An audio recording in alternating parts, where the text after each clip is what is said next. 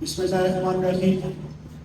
جناب ڈاکٹر جمال ناصر صاحب، جناب ایس ایم تنویر صاحب، جناب مومن علی ملک صاحب، جناب قاضی اکبر صاحب،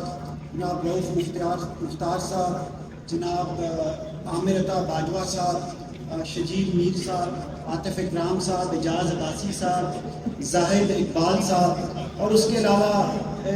چکوال چیمبر کے جو آفس بیرر ہیں پریزیڈنٹ، اور اس کے علاوہ جو فارمر وائس پریزیڈنٹس ہیں اور جو ممبرز چکوال چیمبر یہاں پہ بیٹھے ہوئے ہیں، میری طرف سے السلام علیکم. سب سے پہلے تو میں ایس ایم تنویر صاحب کی ابھی تقریر سن رہا تھا، جو فیکٹس اور جو باتیں انہوں نے کی وہ بڑی انکریجنگ تھی. لیکن سر انفارچونیٹلی آپ نے پاور سیکٹر کے بارے میں کوئی ایسی بات اور ریفارمز کی بات نہیں کی، کیونکہ یہ جو آئی پی پیز پاکستان میں کیپیسٹی چارجز کے عوض جو پیسے لے رہے ہیں، میں سمجھتا ہوں کہ پاکستان میں جو بجلی ہے وہ اس وقت اس خطے میں سب سے مہنگی ہے، اور جب تک ہم جو ہماری الیکٹریسٹی کی کاسٹ ہے اس کو ریڈیوس نہیں کریں گے تو ہم انٹرنیشنلی کمپیٹ نہیں کر سکیں گے. اور اس کے علاوہ میں ایک بات یہ کرنا چاہتا ہوں کہ آپ نے ایگریکلچر ایکسپورٹس کے بارے میں بتایا، وہ بھی بہت اچھی ہیں، لیکن میں ایک چیز یہ بتانا چاہتا ہوں کہ دنیا میں تقریباً 160 بلین ڈالر کی ادویات جو ہے میڈیسنز ایکسپورٹ ہوتی ہیں، جس میں انفارچونیٹلی پاکستان کا شیئر صرف 300 ملین ڈالر ہے. اور بنگلہ دیش جو ہے اس نے فوکس کیا ہوا ہے کہ 2025 تک ہم نے دنیا کا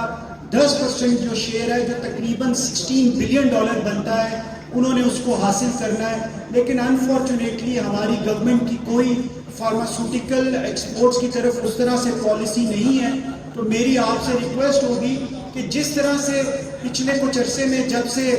پنجاب گورنمنٹ نے کام کرنا شروع کیا اور ڈالر کی پرائس تقریباً 350 سے لے کے آج 288 کے قریب آ گئی تھی، تو میں یہ سمجھتا ہوں کہ یہ آپ لوگوں نے، آپ کی ٹیم نے دن رات کی محنت کر کے، چیف منسٹر صاحب نے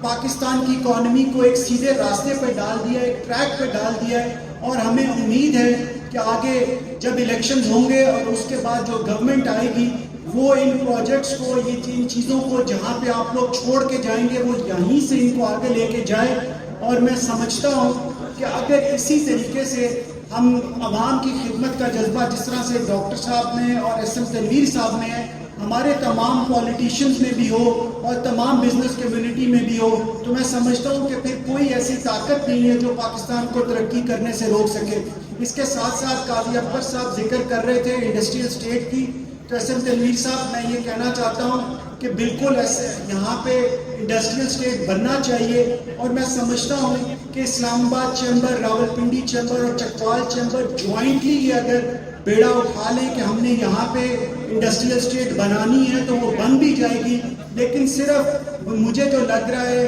کہ اس میں ڈیلے اس وجہ سے آ رہا ہے کہ اس کے اوپر جھنڈا کس کا لگے گا. بات یہ ہے کہ جھنڈا جس مرضی کا لگ جائے لیکن انڈسٹریل اسٹیٹ بننی چاہیے. اور انشاءاللہ اسلام آباد چیمبر کے پلیٹ فارم سے میں قاضی لیاز صاحب کو یقین دلاتا ہوں کہ ہم فلی آپ کی سپورٹ کر رہے ہیں اور بالکل انڈسٹریل اسٹیٹ بنے گا. اور اس کے علاوہ جس طرح سے آپ نے سیالکوٹ چیمبر کی بات کی، تو قاضی صاحب ہمیں اب گورنمنٹ کی طرف دیکھنا چھوڑنا پڑے گا. بزنس کمیونٹی کو کچھ خود بھی کرنا پڑے گا، خود بھی ڈیلیور کرنا پڑے گا، کچھ آؤٹ آف باکس آئیڈیاز لے کے آنے پڑیں گے، تو ہی میں سمجھتا ہوں کہ ہم اس ملک کی تقدیر بدل سکتے ہیں. تو قاضی صاحب آپ نے جو باتیں کی، میں سمجھتا ہوں 2011 میں جب چکوال چیمبر واضح وجود میں آیا تو میں سمجھتا ہوں اس کے ساتھ باقی جتنے چیمبر بنے تھے اس میں سب سے زیادہ ترقی اگر کسی چیمبر نے کی ہے اور پورے ملک میں چکوال چیمبر کا نام روشن کیا ہے قاضی لیاز صاحب نے. تو میں قاضی اکبر صاحب میں ان کو خراج تحسین پیش کرتا ہوں. اور اس کے ساتھ ساتھ قاضی اکبر صاحب جس طرح سے ہمارے چیف آف آرمی سٹاف نے SIFC بنائی ہے تو انشاءاللہ ہمیں پوری امید ہے کہ عنقریب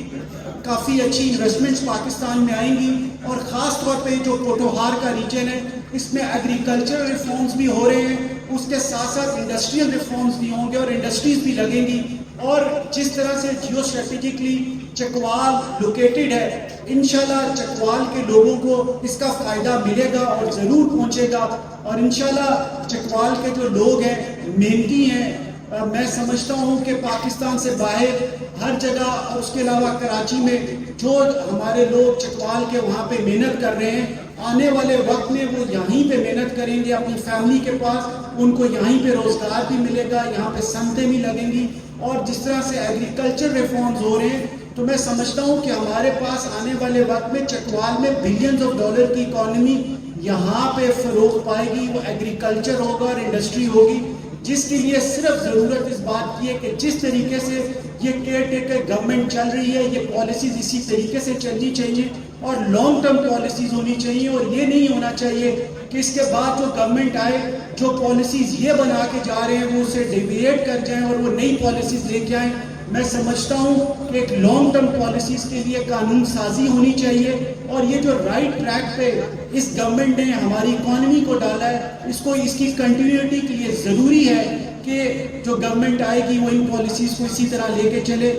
اور اس کے ساتھ ساتھ میں تمام ممبران چکوال چیمبر آپ کا شکریہ ادا کرتا ہوں کہ آپ نے ہمیں یہاں پہ اسلام آباد چیمبر کے ممبران کو بھی انوائٹ کیا, اور اسلام آباد چیمبر کی طرف سے آپ کو یقین دلاتا ہوں کہ چکوال چیمبر آپ کو کسی بھی چیز کی ضرورت پڑے گی ہم آپ کو اسسٹنس دیں گے. کسی محکمے کے ساتھ کنیکٹ کرانے کی ضرورت ہوگی تو اسلام آباد چیمبر اپنا رول پلے کرے گا. Thank you very much.